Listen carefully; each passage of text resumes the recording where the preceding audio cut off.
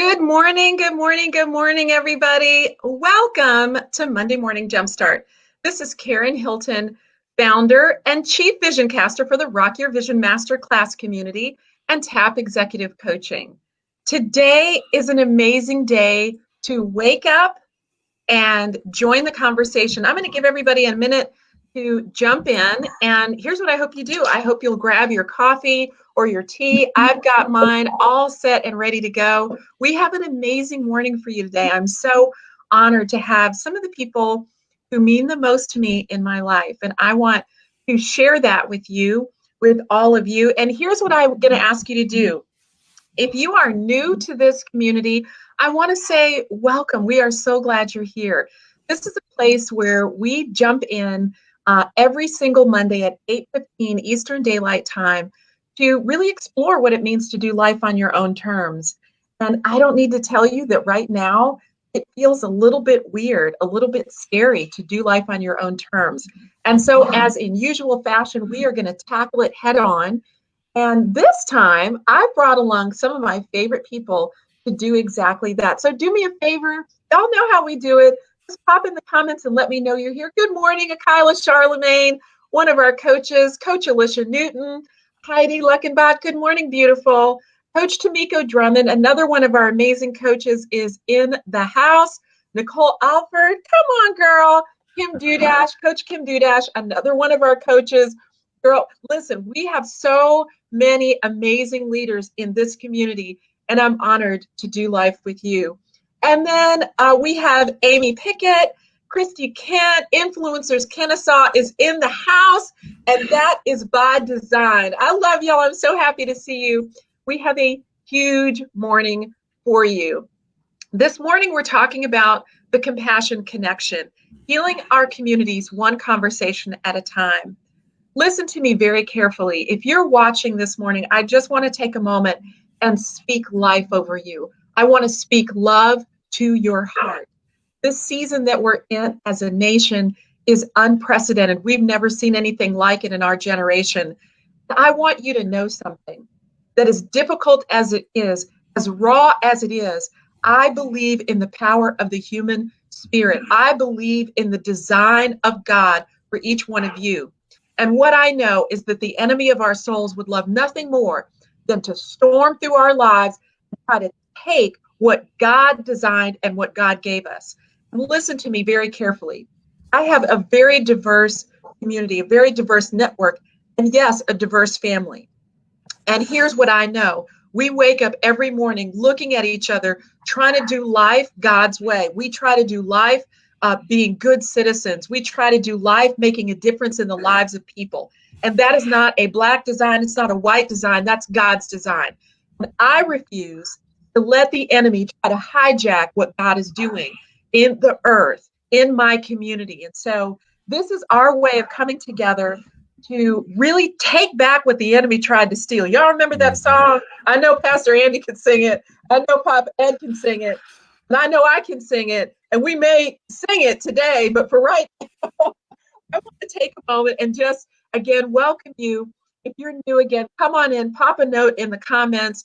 I'm going to go ahead and introduce our panel this morning, and we're going to get into a conversation about compassion. And I'm going to tell you why. As we look at all the things that are happening in the world, there is so much emotion, so much raw energy, so much pent up anger and frustration. And I have to tell you that it is a righteous indignation and it is a righteous anger that anyone would be maligned, attacked, and executed, murdered. Yes, we have to say those words. We cannot step back. And I'm bringing it to this community because as we figure out what it means to do life on our own terms, listen to me, we cannot do it by ourselves. I need you and you need me. We've got kids that are watching us. We have people that have gone before us that have fought the good fight, that are crying out for us. And guess what? We're going to honor all of those people. We're going to honor the memory of those who have lost their lives. And today, as we tackle this topic, I want you to lean in. I want you to join the conversation. So as we talk, I would love for you to share your questions with us. And listen, if you don't feel comfortable at this time, popping into the public comments, or if you're watching this on replay, feel free to DM us later with your questions and your comments. We would love to hear that. And here's what I'll say as a final comment. This is a safe, respectful, and loving place. And so we're going to keep the conversation in that tone. Sometimes when you love somebody, you've got to have honest conversations, but we're going to do it with a spirit of love and respect for all. And if that's something that you're up for, then come on in and join the conversation. Well, I'm going to go ahead and introduce our panel. I'm going to start with my spiritual father. I have with us this morning Ed Miller. Ed is founder of Money Sense by Ed, which is a financial literacy and debt freedom program. Ed is my son's godfather.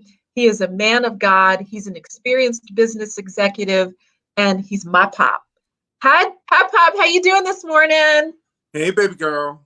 I love you. I'm so glad and thankful that you were able to join us this morning. Thank you. And next, we have Pastor Andy Smith from Influencers Kennesaw. Woo, woo! Come on. Andy and his wife Leslie are campus pastors at Influencers Kennesaw, which is in Kennesaw, Georgia, one of the fastest growing churches of its kind in the country. And when I tell you we know how to do it right, we do it right. We are a loving, non-judgmental family, a tribe that has come together to lift up the name of Jesus and to honor people at every place in their life. We always say it, you will not find any perfect people at Influencers Kennesaw, but you will find a perfect God. I would say that we have an incredibly diverse community. We have it here in the Rock Your Vision Masterclass community and TAP Executive Coaching. We have people from all faith backgrounds, and we welcome you here. This is not an attempt at all to convert anybody, but this is a place where we are genuinely who we are. And so I'm a Jesus girl. I make no bones about that. But I want you to know that you are welcome in this space. Pastor Andy, good morning. Hey, Karen. Love you. Thank you. I'm good. I got my hair up today. I'm ready to roll. I see. I'm so happy to see you this morning. Thanks for joining. And we have the beautiful Coach Courtney Robinson. We were having some technical difficulties. Coach Courtney, that's a mouthful. How you doing? Have you been able to plug in yet? I can't hear you. Oh my goodness. I can't hear you quite yet. I'm going to give you an opportunity to just go ahead and listen in for now. And do me a favor, Coach Courtney, if you're able, type your comments in the comment bar and we'll add you to the conversation that way. And then we have the beautiful Vanessa Aliaga. Good morning, Vanessa. It's great to see you. Good morning. Happy Monday. Happy Monday. Vanessa is our operations manager, and she is a mom and a wife and a community member, and I'm just thrilled to have her here this morning. So just want to say again, good morning. And good morning, everyone. As you are joining, come on in. Let me know you're here in the comments. All right, we want to get it started. This morning, we're talking about compassion. Do me a favor, and just if you are desperate for compassion, just give me a thumbs up, an emoji, something in the comments. If you're desperate for compassion this morning, would you just shout it out and let me know how did you feel about this word compassion? This morning, we're going to be talking about what it is and what it isn't. We're going to be talking about how to give compassion, how to be compassionate in this season when people are feeling vulnerable, they're feeling frustrated, and honestly, they're feeling scared. One of the dynamics that I'm seeing, and I see evidence of this in a post that I did for my public page yesterday, is I'm seeing that my white brothers and sisters are desperate to be allies. And I want you to know, out of all of the posts that I've ever done on social media, I think this is the one that's gotten the most response. It has, at least for me, gone viral in a sense, and people are forwarding it, they're sharing it with their family. And let me be really clear. I'm no expert in this. I'm an expert in my own experience. I'm an expert in what I see around me, but I think it hit a nerve. And so my hope and my prayer is that my post is a catalyst for you to have a voice. Making a social media post is irrelevant if there isn't action behind it. So I just want to thank you for all your support and your responses. But I'm going to start by opening up the conversation, just kind of talking about compassion. And I'm going to throw this actually to Pastor Andy. I want to talk a little bit about what it means to be compassionate in a season, Pastor Andy, where people feel violated, they feel horrified, they feel afraid for their lives, people in the African American community. And just to be clear, we're talking about the murder of George Floyd in Minneapolis, a devastating event that has been recorded worldwide. And African American people in the United States have decried this and risen up with their voices. And most recently, rioting has broken out as a response to just the heart cry of a community, a people group that is tired of holding on to the pain. Pastor Andy, can you talk for a moment, just from your heart, about what compassion actually is and why we need it right now more than ever? Yeah. Thanks, Karen. So, when you talk about compassion, I think many times we think compassion is a comprehension, and it's a comprehension in a place of knowledge. There's two types of knowing. There's the knowing through information, and then there's the knowing through experience. Compassion demands that we go past knowledge into relational experience, and we sit in the place of understanding, not of just what we can comprehend, but to sit in the place of the experience, the pain, the difficulty, the suffering, and then say, I can't know this just at a place of mental, cerebral assent. I've got to know this. Jesus talked about this, and this has kind of shaped my view of compassion.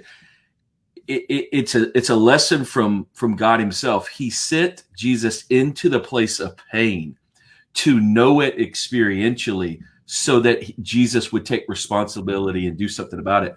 Compassion is going to the place of pain and knowing it relationally and experientially, and then taking on the responsibility to carry that burden and do something about it. Compassion is not acknowledgement. Compassion is sacrificial investment to say, I'm going to carry that, and so it is about going past just a comprehension to an experience. And then in order to do that, Karen, I think this is the one part that is critical where we are today.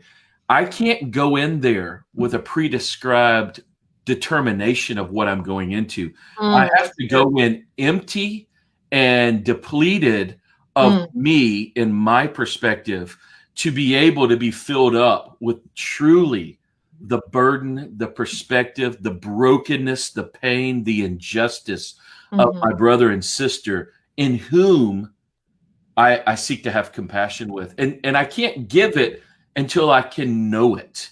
And, knowing is such a misunderstood word, to be truthful with you. With the rise of the access of information, we just conclude that I have understanding, and that's not true. I can have information, but I don't necessarily have understanding.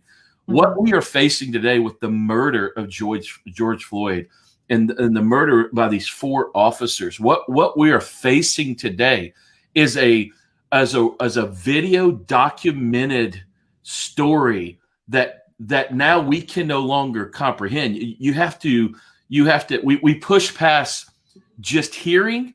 We've experienced it through this difficult and painful 8-9 minutes watching this.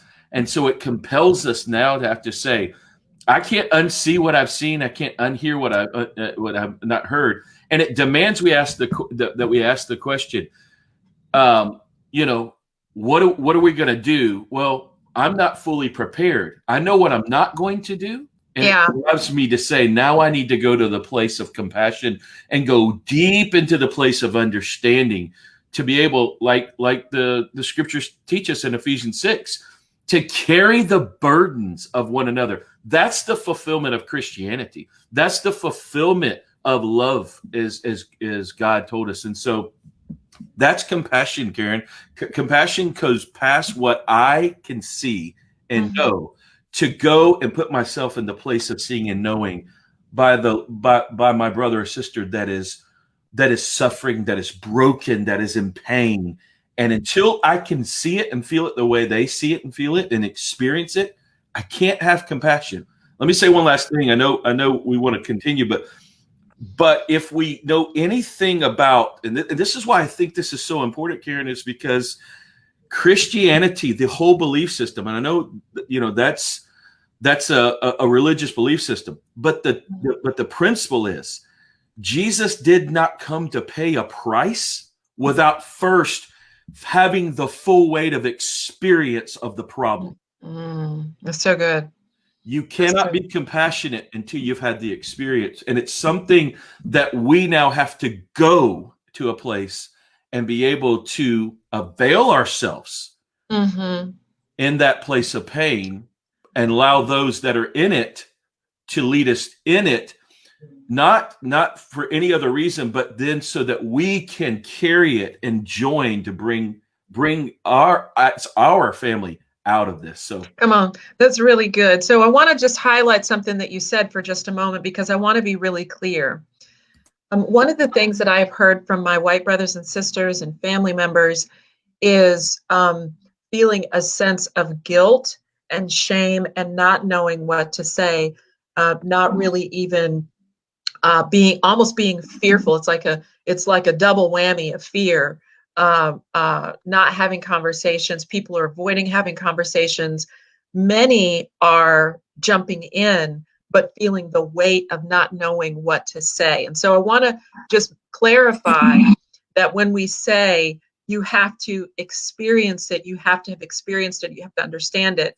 What we're talking about is not that you have to be Black, that you have to know the Black experience, or that you have to know Black history. What we are talking about is compassion comes alongside and steps into the space with that person. So I cannot stand across the street and have compassion for the person that has fallen down in the middle of, oncoming traffic. Compassion runs to that person and picks them up from where they are to see about their needs.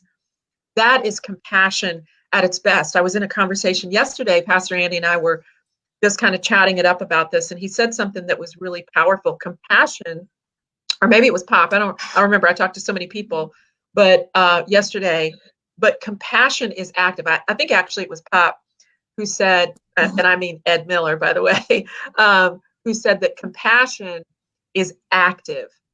And so I love that you said that. And so I just want to encourage you, if you are watching this right now and you are an ally of the African American community, or you're trying to figure out how to be an ally, I want to encourage your heart that you can reach out. And I want to give you a beautiful example. I have quite a few in my community who happen to be white, who reached out to me and said, Karen, I don't even know what to say to you right now. I just want you to know that I love you. And I have to tell you that it ended me in the best way possible. I have found myself going like this, my emotions. Anybody, can you just tell me if that's what you've been feeling? Like 1 minute I'm okay and I'm trying to be strong, and the next minute I'm not. The next minute I'm crying. The post that I wrote yesterday that has taken off like wildfire, I wrote in my car. I wrote all of that in my car. It literally just poured out of my heart as I sat in my car weeping. And so, compassion says, I don't know what you're feeling, but I love you. Let me be there with you. I saw somebody I hadn't seen in a long time, and I'm all for social distancing, but we were so desperate for love that he hugged me. And that's compassion. It says, I love you, and I see you. So I love that, Pastor Andy, as we talk about what this means. I just want to remind everybody to go ahead and share this in a watch party, forward it to your network, put it on Twitter, social media. We want this conversation to be a catalyst for other conversations where we highlight what it means to be community and what it means to be compassionate. Anybody can be compassionate. And right now, our focus is on the African American community. And with that, Pastor Andy, I want you to tell the story that you told about your girls. You gave a beautiful example of what it means to have compassion in this time when the focus around the world is on the African American community in the U.S. Can you tell that story and just kind of unpack it for a few minutes for us? Yeah, absolutely. So,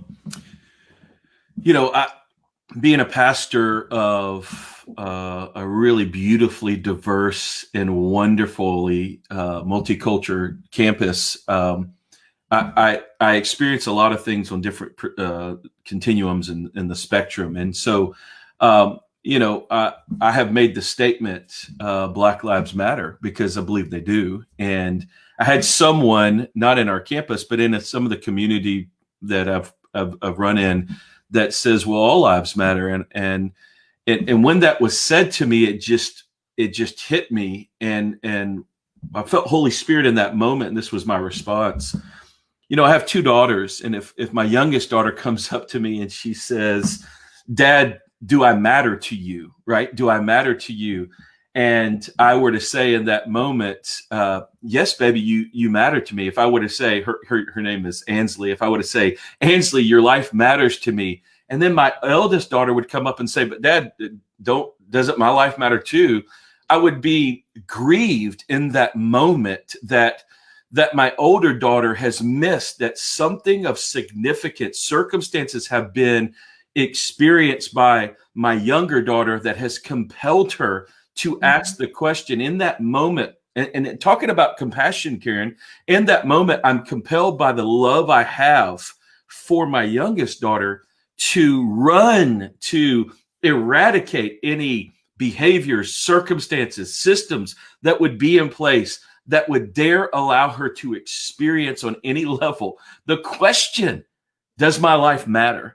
And so I would then also be upset because my eldest daughter has missed that if you're asking that, not because it's an experience for you, but because you are bothered by your sister because of the experience your sister has had, and you're not compassionate towards it, then you've missed what our family's about. And so you've missed who we are. Yeah. And so for me, I really believe that's where we are, and it bothers me. And so that's why I shared that story yesterday, and is a part of my message that for me, we have circumstances and situations, we have had experience that has caused our wonderfully beautiful Black or brown community to question their value and their worth. And it is not a time to say, well, doesn't all life matter?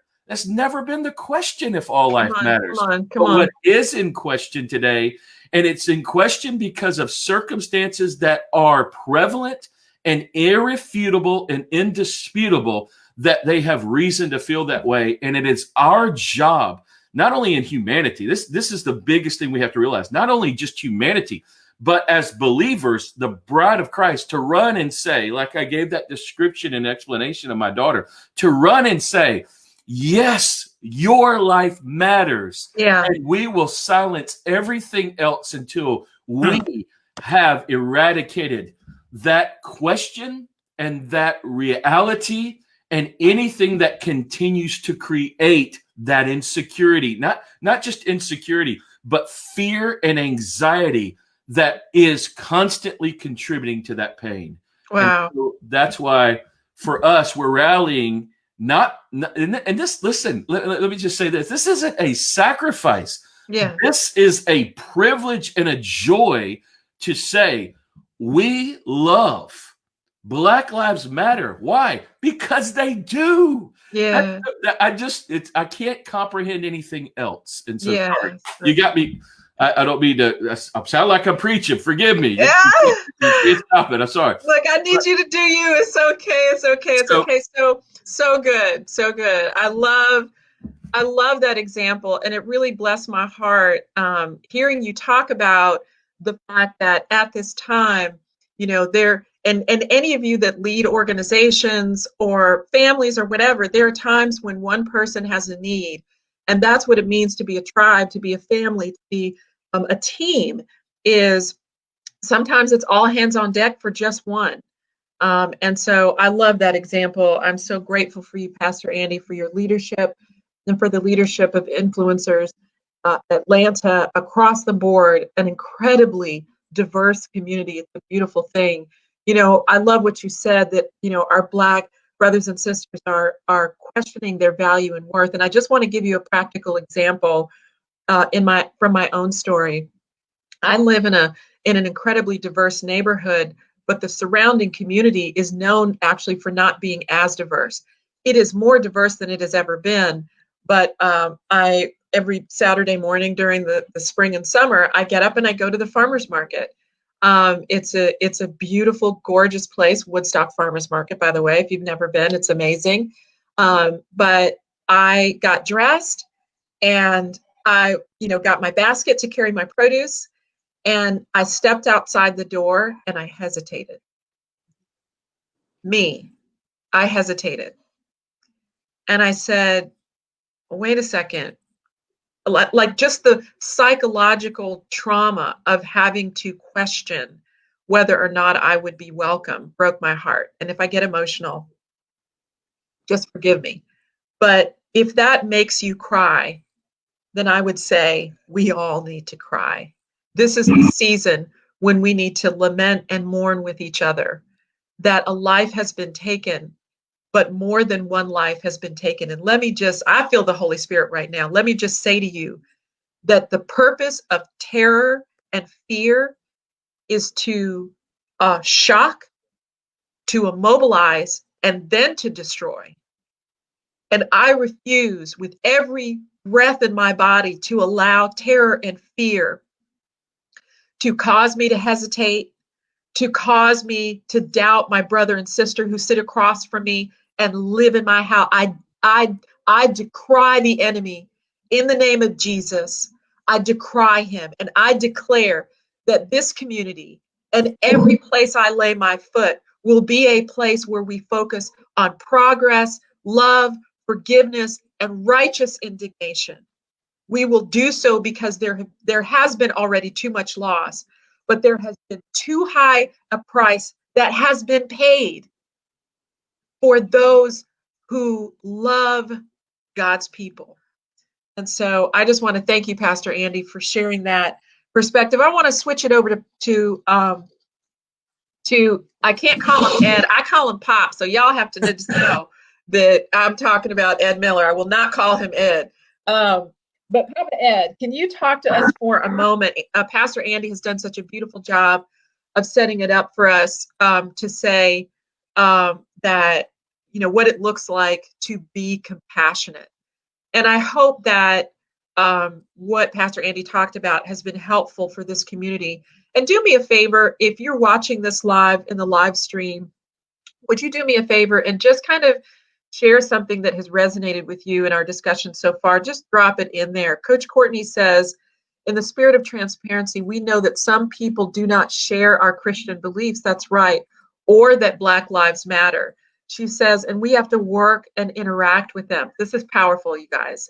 That's harder now more than ever to overlook. It's challenging our mental and emotional health. So this is such a powerful concept. And I'm reading Coach Courtney's comments because we're having a little bit of a technical difficulty, but she's on the live stream with us. Would you wave at us, Coach Courtney, just so we know who you are? Thank you so much for your comment. And this is a powerful dynamic. And so, Pop, I want to just ask you to just teach us for a moment and share your own experience as an African-American man.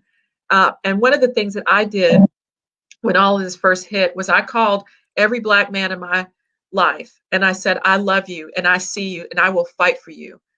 So Pop, I just want you to know that you are a king in my life. You are a king among kings. I love you. I treasure you. and I would stand in front of anyone to protect you. But would you just teach us for a moment on this concept of what it means to receive compassion in this season? I can't call you Karen. I call you baby girl. That's So, right. girl, That's right.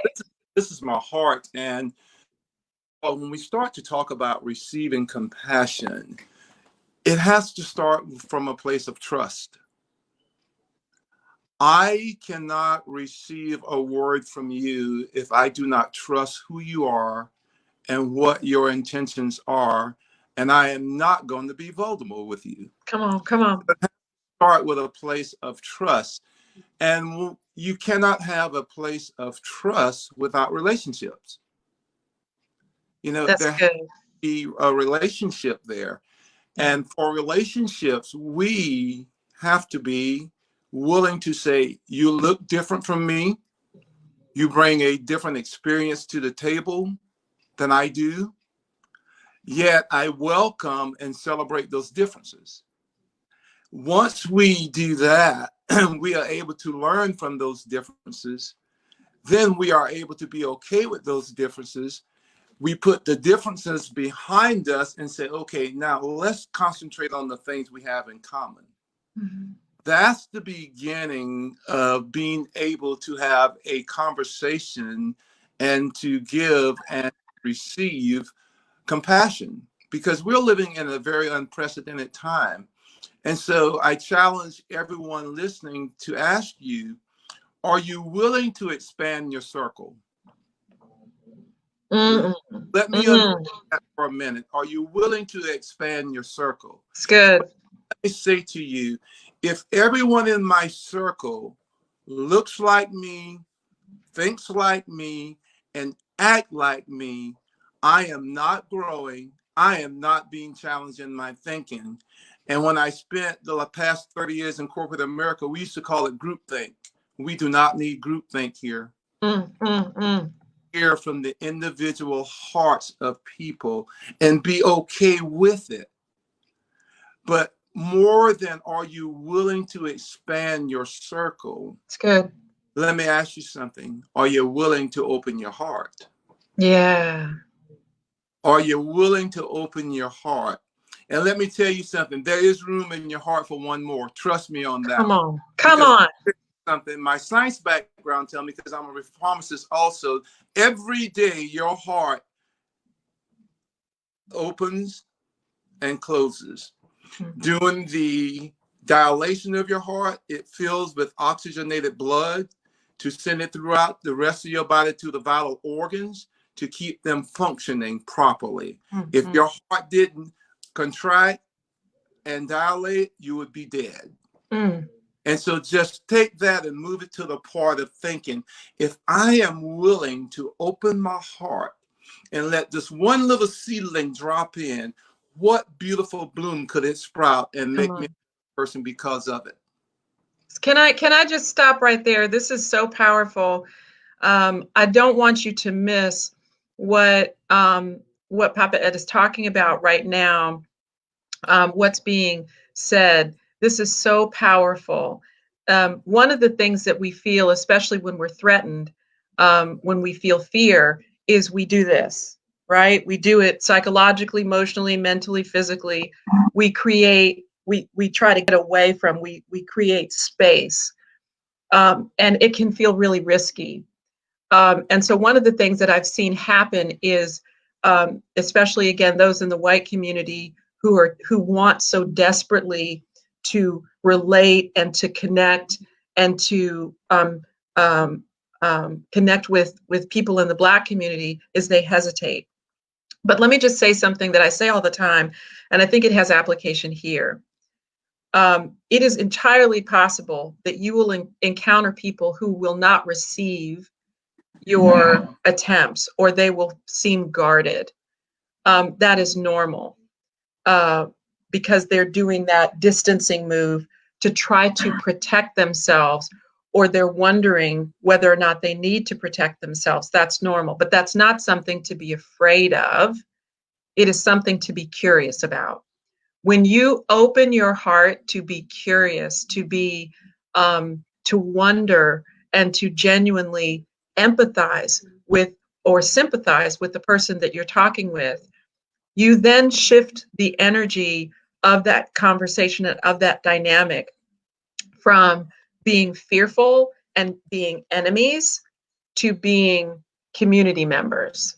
And so that visual that you gave, Pop, of the heart opening and closing, it can feel really, really vulnerable. It can feel really risky to open your heart, right? To open your physical space. But it is in that moment when we do that, right, that you receive that person in, again, not having all the answers, but just making space for them to be able to be compassionate, to be able to empathize.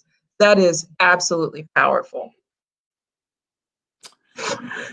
And just to continue on, then once you do that, let me say to you, we need to make a clear distinction between empathy and compassion. Come on. Because empathy says, I hear you. I acknowledge your pain.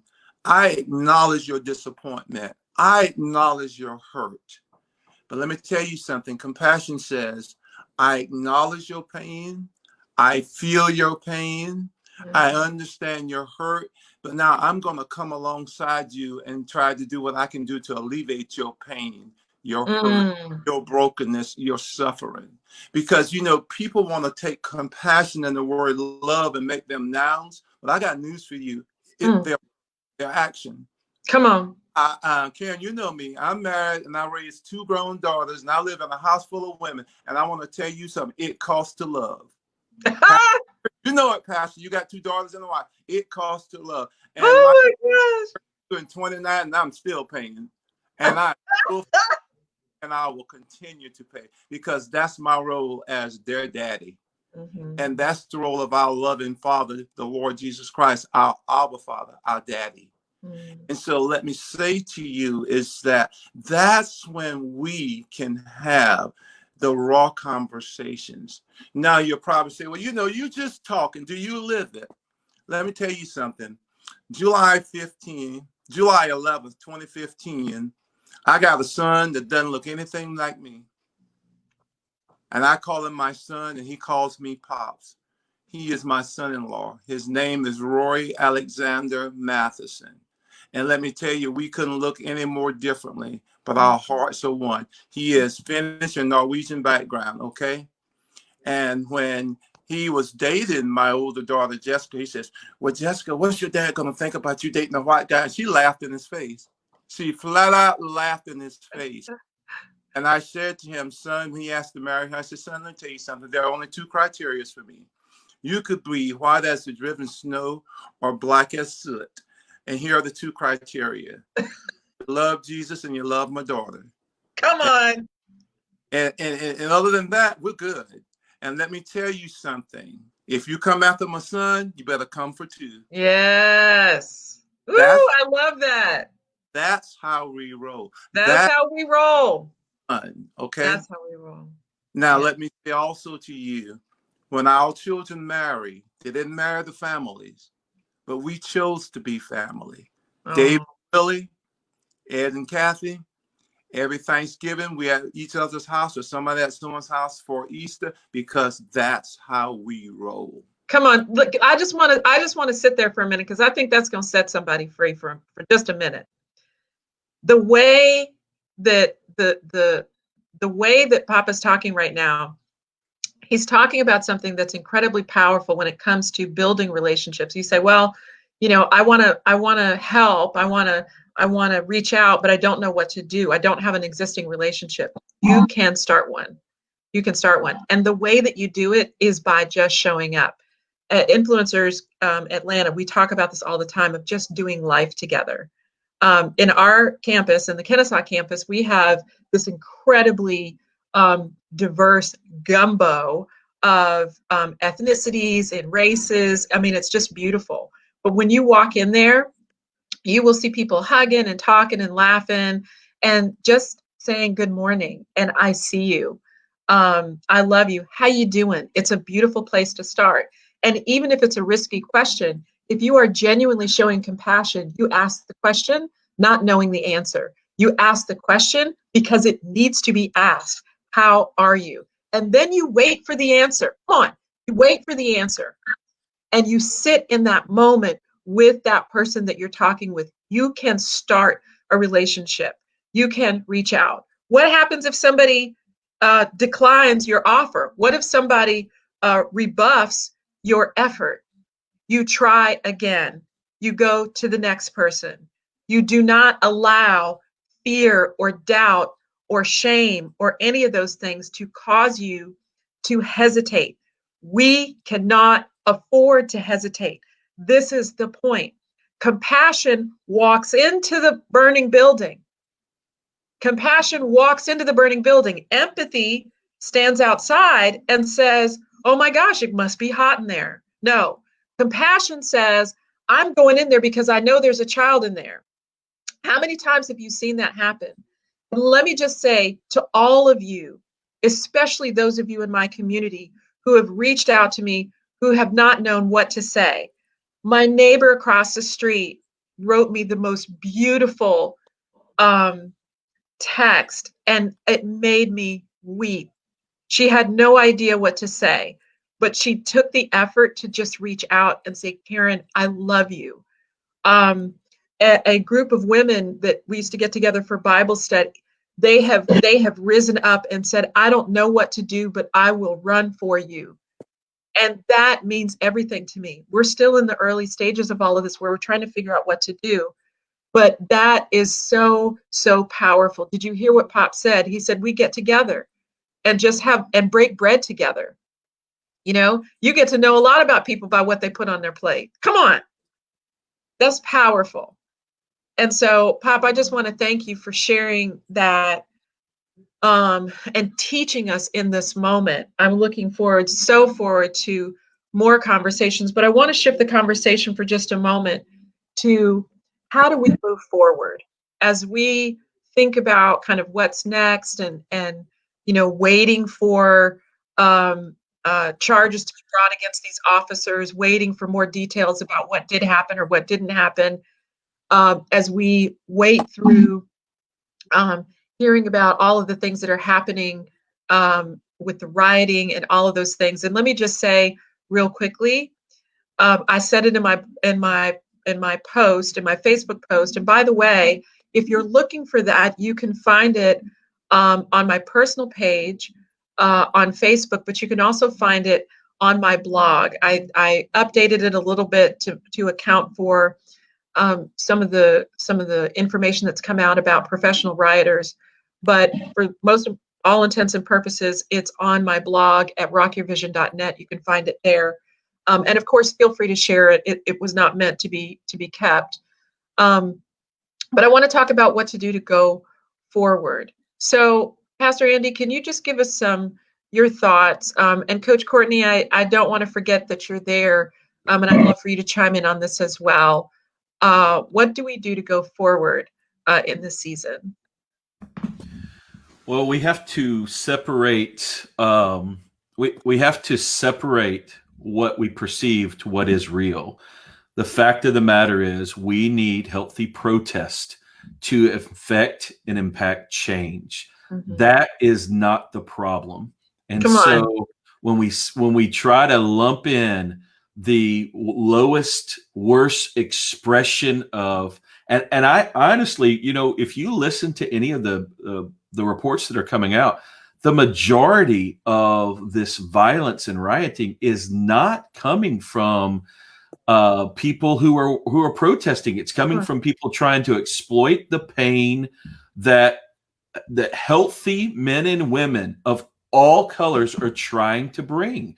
We need healthy protests. We need reform. So I think we don't abandon the mission just because of some perversion. And I think we keep the main thing. I think that's the first thing. And so a lot of times I was raised kind of with this thinking. Sometimes we, cut off our nose to spite our face, it's this idea that the mission is wrong. The mission is not wrong. The mission is imperative. And if we lose this opportunity right now to bring about a collective unifying voice that says this isn't the Black community's problem. This is our problem. This is humanity's problem. We will no longer stand for injustices that are systemic, and they're systemic because we've allowed a prevailing thought. Maybe it originated in a small pocket, but it's become now an acceptable it's an acceptable thought, and we need to bring change. So I think the way we move forward is do not miss the mission for the perversion. Let's just separate it. And when we all do that, here's the thing. When we all do that, we give the mission the greater voice, and we give the mission the greater weight. We're so busy commenting on the perversion. That seems silly to me. That's like, just forgive me for a moment. I may get a little bit of pushback on this from some of my religious community, but and not our church, but I'm saying the religious community at large. We spend so much time talking on the perversion of sin. We don't talk about the beauty of the remedy of sin, and that's the gospel. And so just like this, we need to go after the mission, and we need to unify. Let me just tell you something. We need, as not only, I say from our white community, to quit perpetuating the perversion and stay the course with the mission. That's the one thing that we can, right? And the number two is we need the voices of the Black community to also stay with the mission. We need to, as humanity, not miss that. The second thing I'll say, and then I'll throw to Courtney, because I know there's some great insight here, is that we need to start by our own circle of influence. We're so busy out here saying, where do I go out here, that we miss our circle right here. Like, I can't change someone, and Pop, forgive me for assuming I can call you that, but I've just already fallen in love with the wisdom and the knowledge that you bring. But you mentioned it. Trust starts with relationship. Vulnerability will never happen with relationship. The idea that I'm going to go influence somebody that I have no audience with, I have no relationship with, is futile. It's an ignorant, and I say that as a leader. But where I can start is right here with my family. I can start with my friends, and together we multiply into a voice and a movement, and I can lock arms to bridge a gap of the relationship by agreeing with somebody's mission. I love the one race concept and the movement. I love what's happening today at 1:00. We're locking arms because we agree. That's going to bridge relationship and trust. But it's my responsibility to start where I am. Yeah, I can't so talk good. about out there. So, oh my gosh, I mean, we could stay here all day doing this. I want to just capture some very powerful comments from the community. Sarah Fruman, and by the way, Sarah is our social media marketing manager. She is an amazing human being and a talented professional. She's following us on the chat right now, and she said, it's beautiful for me to get to witness this beautiful conversation. As a Jew, I don't often get a chance to witness perspectives from other faiths as often as I would like, but I think it's important for all of us to do. We are all one people with one overall message. Black lives matter to me. Bless you, Sarah. Thank you for saying that. And I pray that change is on its way. And then Heidi Luckenbach. Heidi is she's one of my boos, but she's also my designer. She is a boss interior designer if y'all are looking for one. But anyway, I digress. She says something that's very powerful and I think very, very real, and I want to address it. She says, I'm afraid to protest because of all of the rioting. I'm sorry that I feel this way. And I just want to stay right there for just a moment. First of all, Heidi, I know your heart. We have a relationship. And at the outset, Heidi reached out to me. She was one of the people who reached out to me and just told me that she loved me. She shared something very tender and very vulnerable that was happening, a conversation that was happening in her family as a result of my post. And this is important because it highlights the fact that each one can do something. For me, it was to write a post to speak to the people that were following me. I used my platform to share my heart. I did not use my platform to attack. I used my platform to speak from my heart. And that in turn then spoke to Heidi's heart. And that in turn spoke to her family's heart, and so on. But I want to say something to you.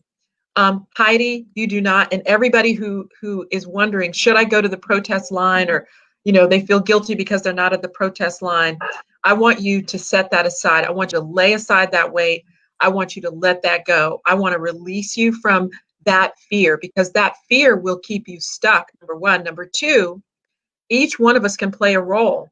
It may be that your role in all of this is to do exactly what you did, Heidi, and that was to share my post with your family. It may be to share your own post. It may, for some of you, be to stand up to that family member who always uses the N-word or always makes some sort of disparaging comment. And let's be clear, we're talking about the Black community today because we have to. But if it's anybody that's being disparaged, I don't care what your religious beliefs are, my friends and family in the gay community should be treated with dignity and respect. My friends in the Asian community, in the Hispanic community, in the Eastern Indian community, in the Native American community, and so on, should be treated with dignity and respect. And sometimes it's just a matter of raising your voice and saying in the moment when you see those things happening that grieve the heart of God, and that arrest your spirit. I don't care if you believe in God or not. If you know right from wrong. As humans, we know right from wrong. As tribal members of a community, whether you are a member of the American community, United States of America, whether you're part of an ethnic community, whatever that is, right from wrong. And it's in those moments when we have to speak up. And the difference between compassion and empathy, going into the fire or standing on the sidelines, is understanding that there is something you have to give up. We have to give up the level of comfort, such to the point that we see someone else who is not comfortable, who is not struggling, and maybe struggling to breathe, either physically or theoretically. And we have to step in and we have to say, this is not right. So sometimes the role that we play, beloveds, is just in our own environment. Pastor Andy said it so powerfully.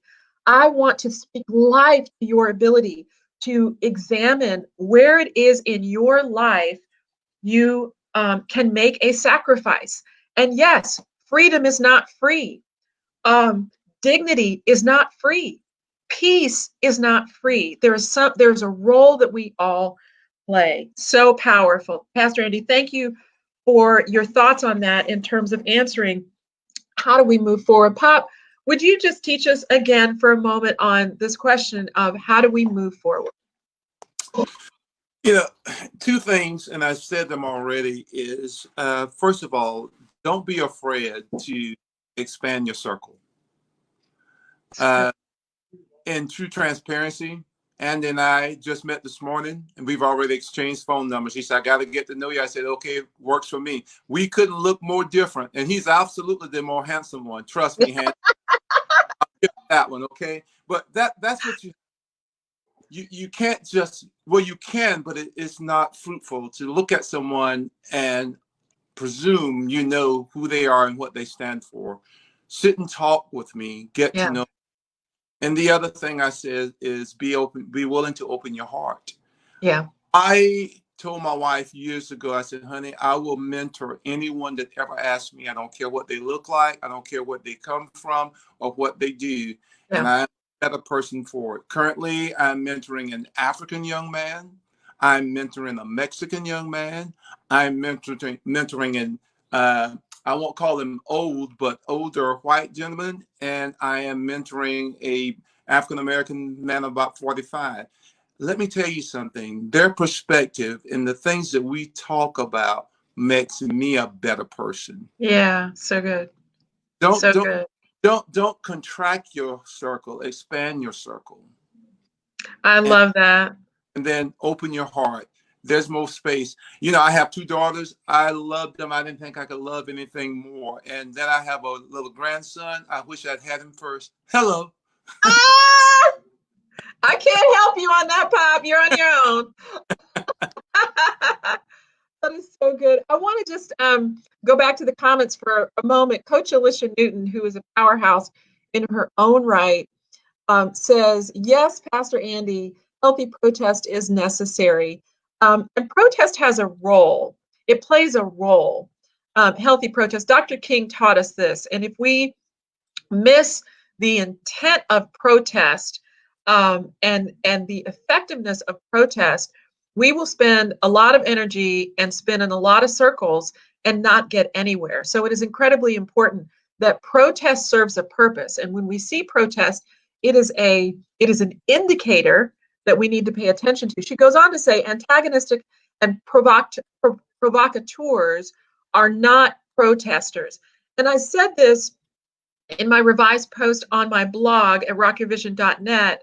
I said this, that it's important to remember that the professional protesters, people that are coming in to instigate and incite, they are not looking at you with loving eyes. And so what I would just challenge every protester to do, every person who goes with the right heart to protest in peace and to protest as an ally, that you look at the person standing next to you, because everybody who says they're for you ain't for you. It is incredibly important that as a group, that protesting group has a common united cause. It is when you begin to fracture the cause that you begin to have issues. So I think we have work to do as it relates to understanding the mechanism of protest. And there are many in our community around the nation who are experts at protesting. And I do believe that protest is important in issues that affect our ability to be a healthy community that have gone that have been ignored. I think it's incredibly important. She goes on to say they are distractors from the real problem. We cannot throw the baby out with the bathwater. Coach Alicia says to you, Heidi Luckenbach, Sister Heidi, we can all help from our gifts, from our skill set. There are things that you can do. There are things that we can do from our wheelhouse. She says, I've had my in the street protest days. So right now, Coach Alicia says that she's teaching, she's writing. I engage in platforms like this. We all have a contribution to make. I could not agree more heartily. And one of these days, we're going to have Coach Alicia on to talk a little bit about the work that she's doing. She's doing some amazing, really, really amazing deep work. And so I want to talk about that as well at some point. Coach Akila Charlemagne, hey, Coach Akila, says it's my responsibility to start where I am. Thank you, Pastor Andy. It's incredibly powerful. She goes on to say, we have to give up our comfort and speak up when something is not right. This is incredibly important. What can we do to move forward? What we can do to move forward is to engage in communities like this, to find positive and productive communities who share our stories. And listen to me very carefully. Each one of you has a story. I was talking with a precious neighbor who's a dear friend who felt very guilty as a white male. He's also Jewish. But he said, I feel guilty even having this conversation with you. I should have nothing to say. And I said, I don't agree. I said, I think you should have something to say. Because each one of us is equipped with a lens.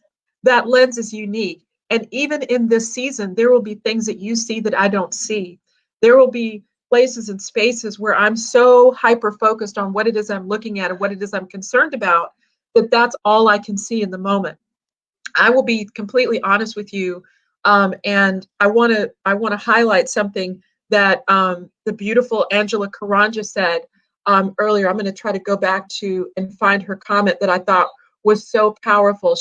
I was telling you that I was experiencing this wave of emotion. And Angela says, Karen, I experienced the same thing. I was driving home late last night from visiting a friend, and at each stop sign or traffic light, there was a police car. My heart beat a little faster, and I stopped a little bit longer at stop signs and wanted to be home with my girls and my sister. This is real. These are professional, degreed, experienced, loving community leaders, people who go out and feed people, people who would give you the shirt off their back, people who are they have diverse circles. These are contributing members of society that have been terrified and experienced the impact of terror, which is exactly what has happened with the murder of George Floyd. And it has been repeated and compounded with the violence of rioting. But the real issue here the centerpiece has been this fear that one person, our parents always used to say, it takes one fly to spoil the pot. One officer, the actions of one officer have reverberated across the African American community, causing people like Angela, one of the most amazing leaders in the nonprofit and faith space that I know, to doubt whether or not the police officer who is sworn to protect would harm her. It's caused her to doubt her value and worth, as it has me, where I'm going to the farmers market of all places. And so we should be highly incentivized, all of us, white, black, brown, yellow, and every color, to examine our hearts. You do not have to stand on a protest to make a difference. You do not have to leave everything that you know to make an impact. You have an audience. You have a platform. That platform, as Pastor Andy said so eloquently, starts with right where you are, with your family members, with your heart, with your coworkers. There are going to be some hard conversations to have. For a moment, I want to talk about how to move forward in the space of the workplace, because so many of you are leaders in your own right. You're going into your workplaces and wondering what to do next, what to do now, and what to do next. And I want to say this, that leadership steps into the spaces that no one else will go. And there are many organizations that are doing it right now, not just with the pandemic, but also responding quite vocally. Staying silent is a form of being complicit, because this affects the people that sit in your workplace, that produce for you, that bring revenue to you. So this is not the time to be silent, and it is not the time to be delicate. I am not a fan of frilly language. I'm a fan of speaking plainly about the truth. And every one of you on this call, and every one of you that will be watching this in the replay, know that I speak in love.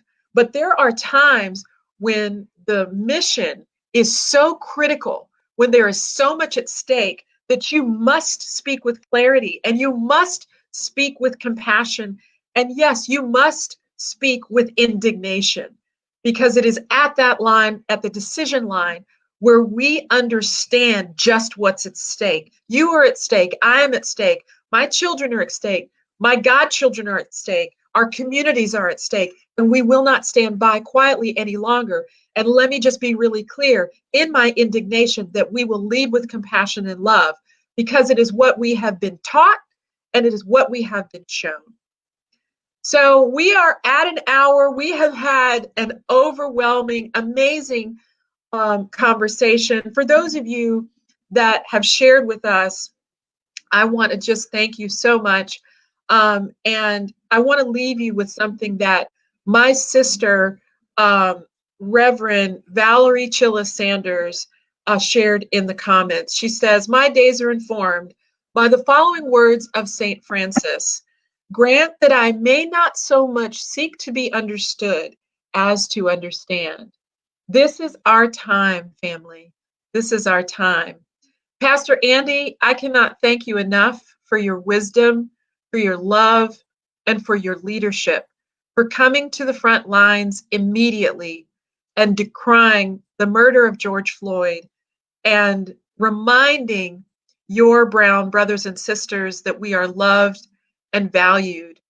I've always known you to be a man of character.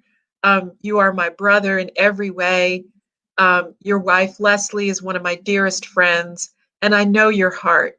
And so I thank you for joining us in this conversation at a time when, nobody really knows what to say, and yet we have to say something. So thank you for saying something. Papa Ed, you are a king. I will repeat it again. I know I would have to live life without you, but I'm so glad I don't have to. I love you with my whole heart. I thank you for your leadership and for your sacrifice in my life. and in this community. I thank you for being a light and for enduring what you have endured in the past several weeks as you have struggled yourself with this season, with this, with the injustice of it all. But I thank you for being that kind of person your entire life. Thank you. Coach Courtney, thank you for joining us in this conversation and for sharing your perspective. I'm so sorry that we have technical difficulties. Just if it makes you feel any better, we have these kinds of things happen all the time, but you're here, and that's what matters. And so we're looking forward to having Coach Courtney. She was actually our scheduled guest ahead of all of this that has happened with the George Floyd situation. So we're going to have her back for another conversation. And then Vanessa, thank you so much. And also Sarah Fruman for guiding us during this time and helping us get connected and make sure the chat was flowing. So let's talk about for a moment what's going to be happening on this channel going forward. We're going to spend the next 4 weeks, every Monday, 8:15 Eastern Daylight Time, right here. We're going to be right here back at this channel on the Rock Your Vision Masterclass Community public page, having important conversations. And next week, we're going to be talking about processing and dealing with the emotion, kind of the psychological and physical impacts that all of this has had on us. We want to support each other. We want to be educated and informed to be able to be resilient. It is incredibly important that we're equipped as a community, white, black, and everything in between, to navigate the season, to be able to stand, whether you are standing on a protest line or you're standing in a conversation and lighting the way. We want you to be resilient. We want you to be healthy. We want you to be well. So that's going to be coming. We thank all of you for joining us in this live stream. And I'm just going to ask everybody on the chat right now, or I'm sorry, everybody here on the screen, all of my guests, if you will hold for about 3 or 4 minutes so that we can just debrief shortly as we come off the stream. So join us back here next Monday, everybody, and do me a favor. Would you, this will be on the replay on our public page. Would you forward this conversation? Would you forward the recording in your community? Start a watch party and start a conversation. Start your own conversation. We want this kind of conversation to go viral. We want people to have courage and to step out into the deep, to walk into the burning building, not literally, but in the spirit and in the heart, to be able to take back our communities and to demand justice and to begin paving the way for progress. All right, beauties, remember, you have more options than you realize. I love you more than I ever have, and I'll see you soon. Love you all.